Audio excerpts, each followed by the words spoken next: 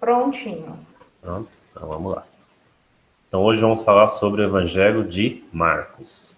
Então quem foi Marcos? Quando a gente vai estudar um pouquinho sobre o evangelista Marcos, ele é meio confundido, porque na Bíblia tem o João Marcos e tem o Marcos, que é primo de Barnabé, né? E o pessoal acaba misturando essas conversas, esses nomes. Cléo, dá para silenciar o seu? Que dá dando eco. Obrigado. Então, normalmente o pessoal confunde esses três. E não, são três pessoas totalmente diferentes, tá? João Marcos é um dos 72 discípulos, alguns que citam o nome.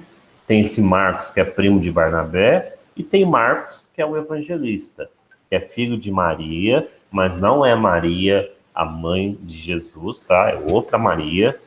Vivia em Jerusalém e, pelos estudos, era de família rica, família abastada, né? Então, por isso que ele, né, podia aí conviver com esses apóstolos, né, porque tinha condições, né, para viver com eles. E Marcos, ele tem essa presença marcante, tanto de Paulo como de Pedro, que o tratava como seu filho, e certamente o auxiliou na escrita do Evangelho, pois Marcos era tratado como intérprete de Pedro. Ou seja, a gente vai perceber que no Evangelho de Marcos, a maioria das passagens tem a presença e o testemunho de Pedro. Vai falar da sogra de Pedro, vai falar da traição de Pedro, vai falar de Pedro na ceia. Então, assim, é como se fosse o testemunho do próprio Pedro. E Marcos quis dar essa fidelidade ao Evangelho, né? Então, algumas passagens que a gente vê muito em Mateus, vem em Lucas, não vem em Marcos. Por isso que é o Evangelho mais curto. Porque pega principalmente as passagens que têm o testemunho de São Pedro. Segundo a tradição, depois das missões em Chipre e em Roma, ele foi para Alexandria, perto do Egito, onde foi martirizado em 74, arrastado por pagãos pelas ruas de Alexandria, com cordas amarradas em seu pescoço. Ele morreu preso, né, em 74. Em 829, suas relíquias foram levadas de Alexandria para Veneza, onde foi construída uma basílica em sua memória. Então, relíquias são partes, né, do corpo de um santo, né, que pode ser colocado no altar de uma igreja. Então, esta aqui é a Basílica de São Marcos. Né? Um dia você puder viajar, né, e ir lá conhecer, parece ser muito bonita. Aqui tem algumas fotos mais próximas, ó, dos detalhes, né? Percebam que aqui, ó, tem o leão, né, que representa o Evangelho de São Marcos. Os anjos com os turíbulos, olha que bonito, vontade de roubar. Mais bonito que os nossos. Alguém falou alguma coisa, mas eu não consigo. Ah, e aqui ela por dentro, ó, muito bonito. Tudo no ouro, né? Igreja tudo no ouro, né? As igrejas antigas, coisa mais linda. Muito bem. Mas vamos lá, Evangelho de Marcos. Então, qual que era o propósito do Evangelho de Marcos? Era instruir os crentes, ou seja, aqueles que acreditavam em Cristo, especialmente os gentios romanos. Aqueles que... Oi. A Ju está perguntando se não tem banco para sentar. Lá na imagem que você mostrou, acho que não tem bancos. Boa pergunta, Juliana. E acredito que lá não se é boa pergunta. Não estou vendo banco mesmo, não. É algo para a gente investigar. Dou pesquisar e verifico, tá? Mas, às vezes é só para visitação, né? Às vezes não tem mais celebração lá. Por ser patrimônio histórico, né? Tipo um Salvador. Lá em Salvador são poucos bancos, né? Um ou outro que tem. As igrejas que são patrimônios, né? Que são semelhantes a essa, banhada a puro ouro, como a igreja de São Francisco de Assis, lá em Salvador. Mas eu vou investigar e eu te falo. Então, o Evangelho de Marcos ele tinha esse principal objetivo, né? De levar o Evangelho às pessoas que acabaram de se desconverter e a serem servos do Senhor, ou seja, se colocar a serviço, tal como Jesus veio como servo do homem. Né? Então, é uma frase marcante de Marcos. Pois o próprio Filho do Homem não veio para ser servido, mas para servir e dar a sua vida em resgate por muitos, né? Então, o evangelho do serviço, é o evangelho, né, que traz esse Cristo, né, como o Filho de Deus, mas principalmente como um servo. O Evangelho de Marcos, a gente pode dividir ele em duas grandes partes. A primeira é Jesus dialogando, ministrando, pregando, né, toda essa parte da vida pública de Jesus, e uma segunda parte que é Jesus já entregando a sua vida, né, que é o momento da sua paixão, morte e ressurreição. Então, eles são poucos capítulos, né, Evangelho de Marcos, então a gente divide mais nessas duas partes. Lembra que Mateus era em 4 partes? Aqui já são em 2. Na primeira parte, a gente vê um pouquinho de João Batista, no capítulo 1, passagem de João Batista, e o ministério inicial de Cristo, né? As primeiras palavras, os primeiros milagres de Cristo. Ele é vivido principalmente na Galileia, né? Então Marcos define bem isso, que esse primeiro momento de Cristo é na Galileia, né? E a visão que se tem são as palavras e os sinais de Jesus, né? Ele mostrando, né? Ele pregando, ele ensinando. Já a segunda parte, né? Vejam que são só 16 capítulos, né? Esse evangelho. No capítulo 10, já é Jesus partindo para Jerusalém, saindo ali da região da Judéia e indo para Jerusalém. No capítulo 11 a 15, já é a semana final de Cristo, né? A sua paixão, morte e ressurreição. E no final já é a proclamação, né? Que Jesus nos convida a sermos servos. Né? Então a visão é muito o sofrimento de Cristo, essa parte, né? Todos entenderem que Cristo foi um servo que sofreu, que deu a vida, mas aquele que sofre e dá a vida pelo próximo vai ter a sua recompensa dada por Deus. Então, esse sentido que Marcos traz. E por que ele pega isso? Porque ele conviveu tanto com Paulo e Pedro. Então, ele pega duas figuras que elas foram missionárias, que elas viveram o sacrifício de Cristo, que elas se abdicaram da sua vida para viver o Evangelho. Né? Então, ele traz essa experiência, esse testemunho que ele tem de Paulo e de Pedro e reflete isso no seu Evangelho. As particularidades do Evangelho de Marcos, né? Então, como nós já vimos, é um dos 3 evangelhos sinóticos, né, que tem a mesma visão. Evangelho de Mateus, Marcos e Lucas. É um evangelho de muitas ações e de poucos discursos, né? A gente pega o Evangelho de Mateus, tem a explicação da parábola tal, e Jesus conversando com os fariseus. No de Marcos não tem, de Marcos é bem prático, né? Ele, muitas ações. E os romanos eram um povo mais de ação do que de pensamento, né? Então ele tenta, como ele está escrevendo para esse povo, para esse público, ele traz uma leitura de acordo com a realidade daquele público, né? Então vejam que a escrita do Evangelho é muito bem pensada, não é jogada de qualquer jeito. É isso que é importante nós termos consciência, em especial se um dia você for convidado a ser ministro, ou se você fazer uma pregação e você entender e contextualizar o Evangelho, né? Entender a parte histórica dele para poder entender também a sua espiritualidade. Outra curiosidade, ele relata 18 parábolas das 70 que Cristo conta. Né? Então, veja que quase 1/4 das parábolas tem nele. E quase metade dos milagres, né, dos 35, 18, né, praticamente metade, né, que seria 17,5. Então, ele coloca muitas ações de Cristo, ele coloca muitas ideias, né, que ele pegou dos demais, e ele acaba tendo a maioria delas. A gente vai ver depois num compilado que eu fiz. E ele é escrito num estilo mais jornalístico, num estilo mais enérgico. Ele usa muito tempo presente, né? Uma questão histórica, né? A gente fala que Marcos é conhecido como fotógrafo, né? Porque ele demonstra a imagem, que a gente compreenda de fato e consiga fazer essa introdução como se nós estivéssemos lá com Cristo. Ele quer passar essa ideia, como se nós estivéssemos ali caminhando junto com Cristo, vivendo junto com Ele. E aí são as parábolas que nós temos em Marcos, ó. Então, em Marcos tem todas as parábolas. Tem a do semeador, a da semente, o grão de mostarda, os vinhateiros, a figueira e o porteiro. Em Mateus só vai ter 4, em Lucas tem 5, e em João não tem nenhuma. Né? Então, vejam as diferenças. Né? Mesmo Marcos sendo um livro tão pequeno, ele quis pôr mais essas parábolas de Jesus, esses milagres de Jesus, né? Quis tirar um pouco da parte, eu falo, burocrática, né, e fez a parte mais prática, né, tirou um pouquinho da teoria e colocou essa parte de atos e ações, né, dentro do Evangelho de Jesus.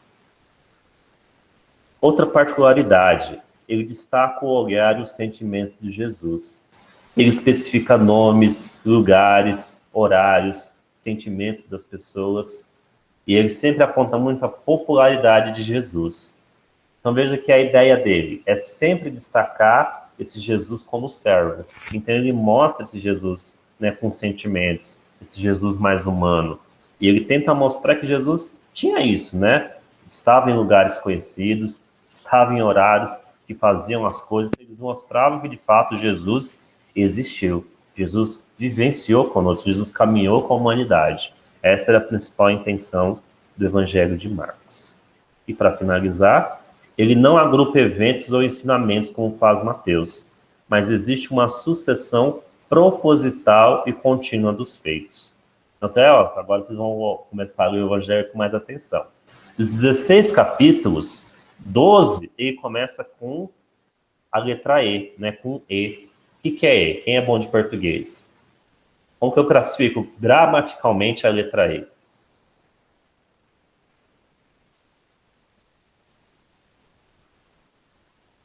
Ninguém sabe, gente. Vai fazer vestibular aqui. Letra E é uma conjunção. Uma conjunção o quê? Cadê? Ninguém sabe? Uma conjunção. Mas uma conjunção o quê? Uma conjunção coordenada aditiva. Alguém respondeu? Ó, então é uma conjunção coordenada aditiva, né? Ou seja, ela adiciona, ela dá continuidade às histórias. Então parece que sempre está ligando. Aconteceu tal fato e tal fato, né? Então ele faz essa narração para ele dar fazer tipo uma novela, né? O Evangelho, né? Ter uma sequência, né? Fazer uma continuidade da narrativa, né? Dando essa sucessão de fatos. Beleza? Marcos concentra em um capítulo o que Mateus diz em 8.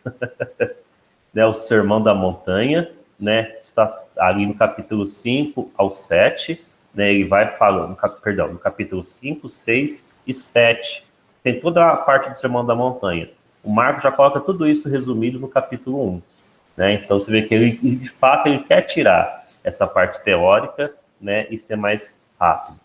E ele enfatiza a dureza dos discípulos e a falta de fé. E também a falta de entendimento quanto à missão de Jesus. Então ele diz que nesse primeiro momento não precisamos talvez compreender, mas a gente precisa sentir, né, a missão de Jesus, depois de fato compreender e aí colocar a sua ação, né? Então é bem interessante. Até aqui, tranquilo? Alguma pergunta? Foi muito rápido.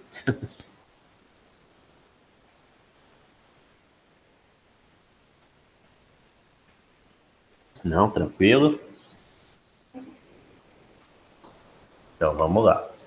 Vamos para o segundo, né? Porque o Marcos é isso, gente. São 16 capítulos, ele é bem tranquilo, esses são os pontos principais. Agora, o Evangelho de segundo Lucas. Também é um dos evangelhos que eu gosto muito. Vamos lá. Então, ele tem isso, ó, foi até o tema, né, da Porta Santa. Sede misericordiosos, como vosso Pai é misericordioso. O Evangelho de Lucas é conhecido como o Evangelho da Misericórdia. O que é misericórdia, né? Misericórdia, né? É sentir amor no coração, né? Ter compaixão.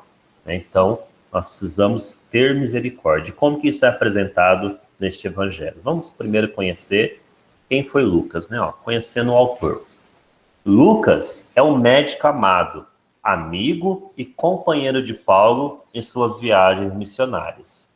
Vai ter lá numa das cartas, eu acho que em Filemão, se eu não me engano, que Paulo se refere a ele como querido médico, né, amado médico. É o único escritor do Novo Testamento que não era judeu. Ele era da Antioquia, na Síria, ou de Filipos, na Grécia. Não se tem certeza certinho de onde é o seu nascimento, mas ele não era judeu. Era um homem culto, que dominava a língua grega, era um historiador nato, gostava de investigações. Então é bem interessante porque ele não conviveu né? Não teve testemunho junto com Jesus como Mateus, por exemplo, ou João, né? Mas ele investiga muito bem e ele traz diversas informações para nós no seu evangelho. Faltou uma parte dele, vou ver sem querer. Vamos lá. Quando você olha para essa imagem, o que vem à sua mente?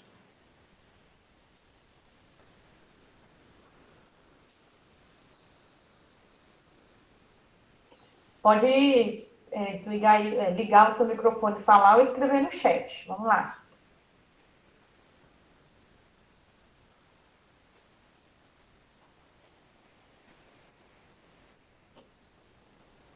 A Ju colocou pedindo uma graça, Cris. Pedindo uma graça. Tem Imagem, mais? me ajuda. Ajuda a gente. O que essa imagem lembra para vocês?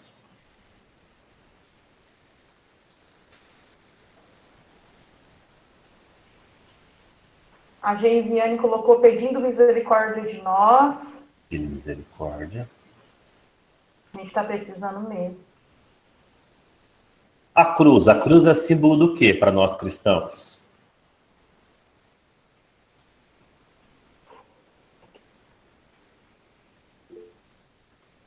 Ó, o João Vitor colocou, deixa eu ler aqui. João Vitor escreveu uma forma de se rebaixar entre aspas. Uhum. Aí, perante Deus, acho que ele completou. Aí a Ju colocou misericórdia. Pedindo, a Melissa colocou pedindo, agradecendo algo.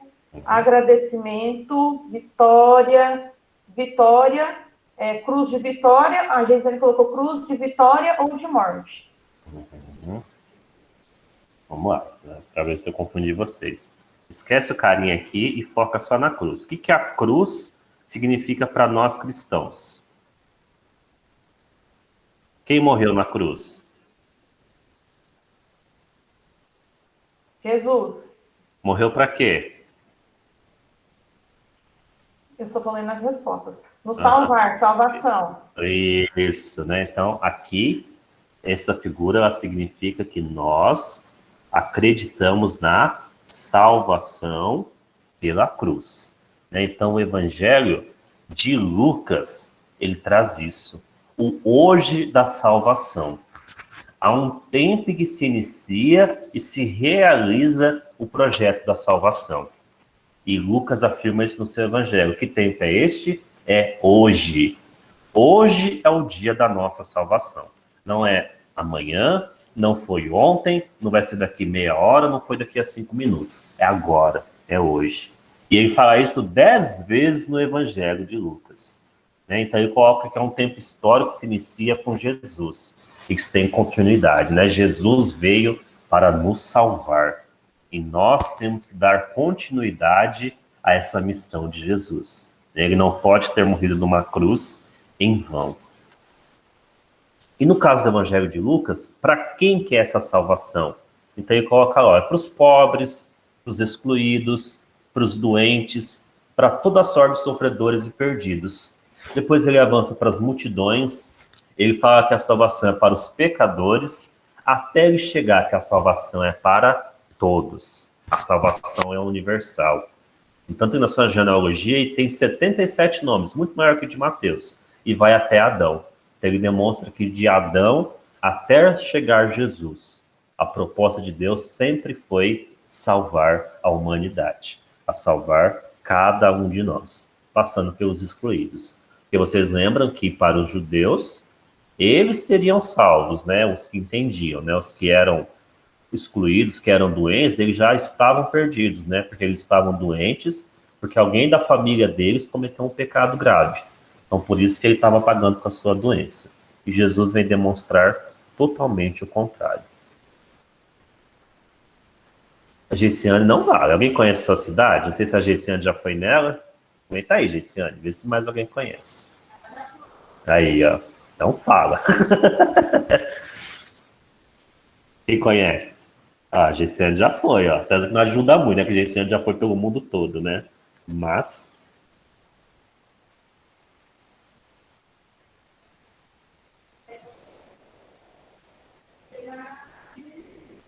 Pode ser, fala desse ano onde que é.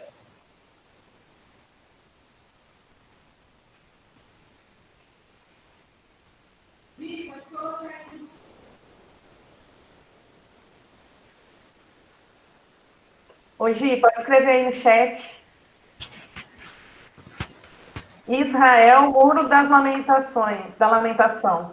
Isso, Muro, né? Muro da isso, Lamentação. isso mesmo, Jerusalém, né, lá em Israel. Então aí nós temos Jerusalém, né, o Muro das Lamentações, onde o povo vai colocar os seus pedidos. Nossa, a gente já foi lá, que chique, né? Olha só, outro nível, né?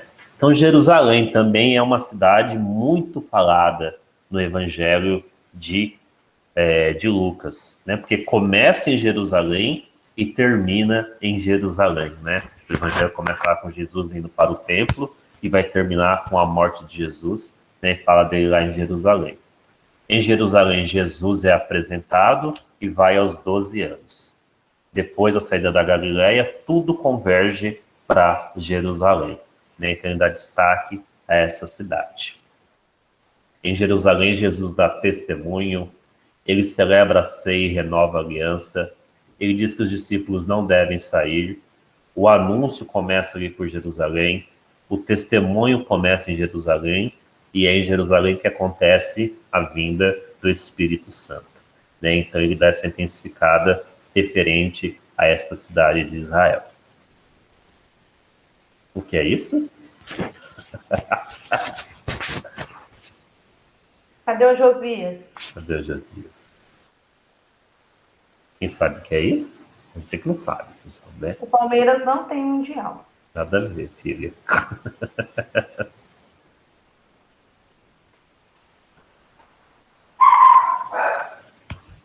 Pra quem não sabe, é o título do Palmeiras desse ano, né? Vamos falar de título, né? Para brincar. Quais foram os títulos dados a Jesus? Então, o Evangelho de Lucas, ele traz muito isso, né? Ele fala que Jesus é o Filho. Ele fala 13 vezes, né? Ver as primeiras palavras de Jesus: na casa do meu Pai, e as últimas na cruz: Pai, em tuas mãos entrego o meu espírito. Né? Então, Jesus se refere muito forte a Deus como Pai. Da mesma forma, ele pede que nós também possamos ter essa referência a Deus, o nosso Pai. Um outro título a Jesus é Salvador, no Cântico de Maria, quando fala dos anjos aos pastores, e 2 vezes lá em Atos. Ele se refere também a Jesus como um Salvador. Outros nomes, como Senhor, que aparece mais de 20 vezes no discurso direto e cerca de 200 vezes no Evangelho e nos Atos. Como profeta, né, mais do que outros evangelistas, ele fala que Jesus é um profeta. Filho do homem, ele fala 26 vezes. O Cristo, né, tem 12 vezes no Evangelho e mais 25 vezes nos Atos. Então veja como ele escolhe muito bem, né, essa sabedoria de Lucas, né, de trazer Jesus, né, de diversas formas. Eu vou voltar para vocês. Opa. Como filho, né, como Salvador, como Senhor, como profeta, como filho do homem, como Cristo, né? Então essa riqueza de detalhes que nós temos, essa riqueza de informações que nós temos no Evangelho para falar de Jesus. E lógico que ele fala do Espírito Santo. Quantas vezes vocês acham que ele fala do Espírito Santo no Evangelho dele?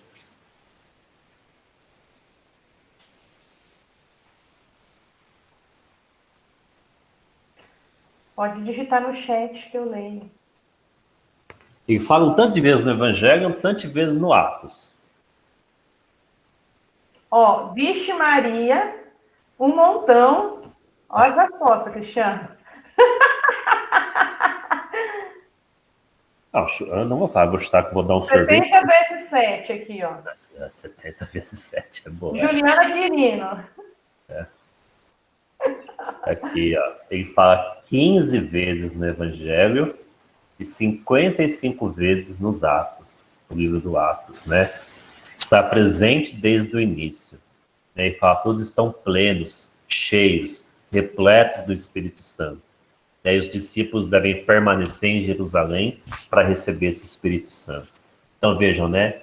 Nós temos muito forte o Pai, Deus no Antigo Testamento, acho que é no próximo slide. Ah, não, lembra? O Pai no Antigo Testamento, os evangelhos falam muito do Filho, né, de Jesus, e vem o Atos dos Apóstolos falar do Espírito Santo. Né? Então veja como a nossa igreja ela está muito bem descrita dentro dos evangelhos, dentro da palavra de Deus. E quem são essas?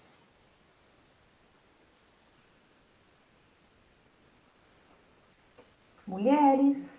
Mulheres, né?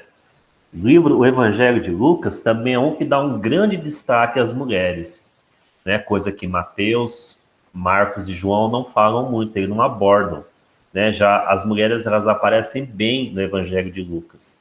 É o único dos evangelistas a relatar o grupo feminino de discípulas de Jesus, né? Então aí, ó, quando falar sobre mulheres, Lucas capítulo 8, né? E Lucas ele gosta muito de escrever um relato, né? Tanto com o masculino, tanto com o outro feminino. Então, se ele falou de Zacarias, ele fala de Maria. Se ele falou do servo centurião, ele falou do filho da viúva. Daí ele tenta fazer esse equilíbrio, né? Tenta fazer essa organização dos evangelhos. Isso é bem justo, né? Isso é interessante, porque como nós sabemos, na época que eles escreveram os evangelhos, né, a mulher ela não tinha muita força, né? Ela meio que excluída da sociedade. E Lucas ele traz essa ideia muito forte, né? É um ponto interessante do Evangelho de Lucas. E os milagres, né? Então também são muitos lá. No Evangelho de Lucas, ele narra 18 milagres de Jesus. Mas é importante que a gente veja que 14 deles acontecem durante a vida pública de Jesus na Galileia, vai ali do capítulo 4 ao capítulo 9, e apenas 4, né, que estão ali na caminhada para Jerusalém. Mas interessante, nenhum milagre de Jesus acontece em Jerusalém no Evangelho de Lucas. Os milagres são realizados sempre pela palavra de Jesus. Então vejam, ele valoriza a cidade, mas ele coloca que a cidade não acolhe Jesus. Então, onde Jesus não é acolhido, os milagres não acontecem. Se você não aceitar Jesus no seu coração, o milagre não vai acontecer.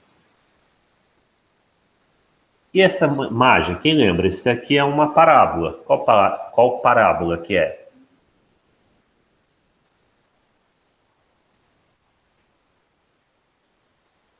Vamos, gente, vamos participar. Acorda, meu povo, vem comigo.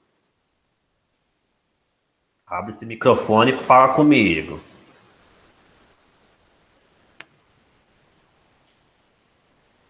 Quem sabe que passagem é essa, Jesus amado? Gente, essa é fácil. Olha o carinha como ele tá. Bagaçado. É aquele que passou um monte de gente e não quis ajudar. Essa mesmo. Qual que é essa parábola? Tem S. Pô, esses dias estavam falando dela, não tava? Tava. S. O. Bom.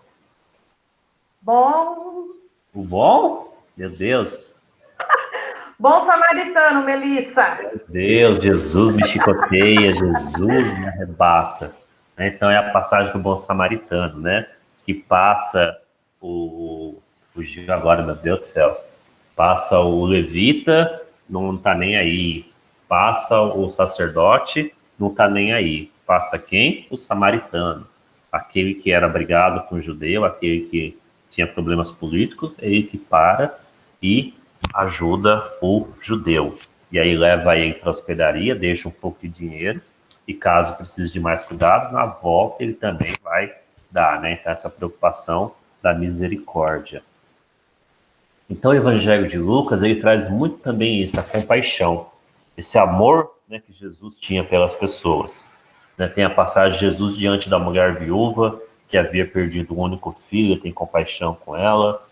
Tem a passagem da parábola do bom samaritano, tem a passagem do pai que vai ver o filho morto e voltou para casa. Né? Então são várias situações em que Jesus vê, se compadece, se aproxima e age. Né? Então é a mesma ideia que Jesus, né, por nós, e chegamos a Deus Pai, né? Então, através dos ensinamentos, através da missão, através da palavra de Jesus, nós vamos chegar a Deus Pai. E é o que é mais interessante no Evangelho de Lucas. O filho que estava morto é o do filho pródigo? Isso, filho pródigo. Ah, tá. Lucas 15. E ainda o que Lucas nos deu, né? Muito interessante, ó. Só tem no Evangelho dele. Os pastores de Belém, a beleza do presépio, né? E tantas passagens que inspiram a arte. É no Evangelho dele que tem a parte de Maria, os cânticos, né? O Magnífica, o Benedictus, o Glória a Deus nas alturas, o Cântico de Simeão, né? Tudo no Evangelho de Lucas. As orações da Ave Maria, o do Anjo do Senhor, os mistérios gozosos e vários gloriosos, o Pai Nosso, né? Que também tem no Evangelho de Mateus, tudo ali de Lucas. Fala da Ascensão, né? Fala de Pentecostes, que vai estar lá no Atos dos Apóstolos, da Anunciação e da apresentação do Senhor, da ida a Jerusalém aos 12 anos. Então veja quanta informação preciosa que tem no Evangelho de Lucas. E tem mais, ó. Personagens como Zacarias e Isabel, os pais de João Batista, o profeta Simeão, a profetisa Ana, Zaqueu, né, que é o fariseu, o cobrador de impostos, né, o bom ladrão, né, que é aquela passagem que tem dos dois ladrões que são buscados com Jesus, e tem a passagem do bom ladrão, e por aí vai, né? As diversas parábolas, o bom samaritano, a moeda perdida, o filho pródigo, e é o evangelho da misericórdia, das visitas de Deus ao seu povo, dos grandes perdões, a pecadora que muito amou, o filho pródigo, Zaqueu, o bom ladrão, né? Eu vou deixar aí para vocês várias passagens, né, para vocês aí, quando forem pregar, quando forem ler, quando forem pesquisar, já sabe direto onde vai dar. Vocês vão ficar ratos de Bíblia, né? Vão decorar tudo, né? Graças a Deus. E por aí vai. E para a gente poder concluir, né, faltam poucos já, a identidade de Jesus. Isso é muito importante, né? Lucas deixa isso bem explícito, né? As multidões falam, não é este o filho de José? Naquela passagem que Jesus, ele está na sua cidade e ele começa a ler a passagem de Isaías e aí o pessoal fala, isso não pode ser o filho de Deus, é o filho de José. Também os escribas e fariseus, né? Como que eles identificam Jesus? Quem é este que diz blasfêmias, né? Quem é esse, né, que fala em verdades? Já os discípulos de João Batista, és tu aquele que há de vir ou devemos esperar outro? Porque João Batista diz que alguém muito maior, que ele não é nem digno de desamarrar as sandálias, vai vir suceder. Já o convidado do fariseu fala para Jesus, quem é este que até perdoa os pecados? Né? Quando entra a mulher e a mulher começa a lavar os pés de Jesus, a enxugar com os cabelos, e aí o fariseu diz isso, né? Quem é este que até perdoa pecados?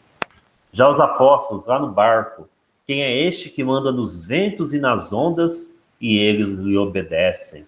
Né? Aquela passagem que Jesus está dormindo, né? O mundo caindo, aí Jesus acorda e manda o mar se acalmar. Outros, o Herodes, como que Herodes define Jesus?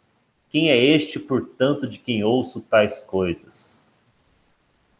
Já outros dizem, ó, quem sou eu no dizer das multidões? Alguns dizem que é João Batista, outros que é Elias, outros que é algum dos profetas, né? E aí Pedro responde, e vós, quem dizeis que eu sou? O Cristo, o Filho de Deus. E até no Evangelho de Lucas tem o próprio Deus falando quem que é Jesus, né? No momento da transfiguração, quando Jesus sobe a montanha, né, com os três lá, né? Pedro, Tiago e João no barquinho, né? Então sobe com os três. E aí Pedro fala, uma tenda, vamos fazer uma tenda para Moisés, uma tenda para Elias e outra tenda para ti. E aí vem a voz da nuvem, este é o meu filho, o eleito, escutai-o. Então, aqui, muito que interessa, eu acho riquíssimo isso, né? São as várias formas que nós vemos Jesus, que nós não, que os personagens do Evangelho colocam Jesus. E aí fica a grande pergunta, e eu? Como que eu estou vendo Jesus na minha vida?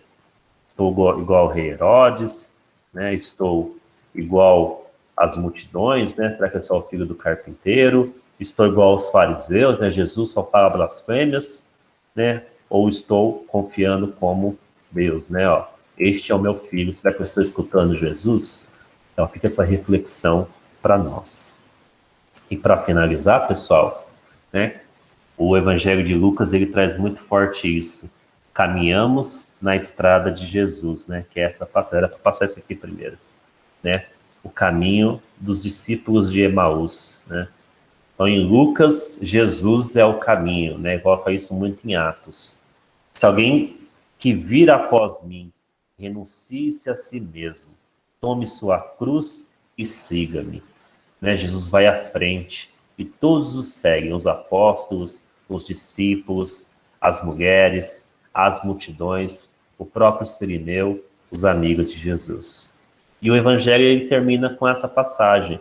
Jesus caminha conosco na estrada de Emaús e ele sempre vai caminhar conosco pelas estradas da vida, né? É a passagem muito forte também, né, que tem, né, dos dois discípulos, né, que não reconhecem Jesus no primeiro momento, e aí depois, na hora da refeição, eles vão conhecer Jesus. Né? E eu não coloquei aqui, eu acabei cortando, né, das refeições, né, também no Evangelho de Lucas fala muito disso, né, desse momento de Jesus sentar à mesa, né, seja com os fariseus, seja com os pecadores, com os apóstolos, com os próprios discípulos de Emaú, né, uma outra parte bem interessante. Mas eu queria deixar isso, né, que Jesus sempre caminha conosco, né? O Evangelho de Lucas ele faz esse fechamento, né, de forma muito rica, beleza? E aí, como sempre, dúvidas, perguntas, podem falar, né? Fiquem à vontade. Eu falo demais. Ô, Ju, é porque acho que foi mais fácil encontrar as fotos de vocês. Aí... Eu gosto de brincar com quem eu tenho carinho, né? Quem mora no meu coração. Ixi, os outros então vão ficar tudo chateado. É porque eu não achei foto, né? Então. Ai, ai. Alguma dúvida, pessoal?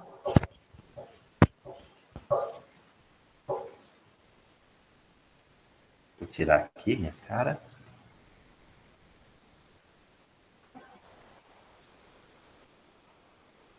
Ok.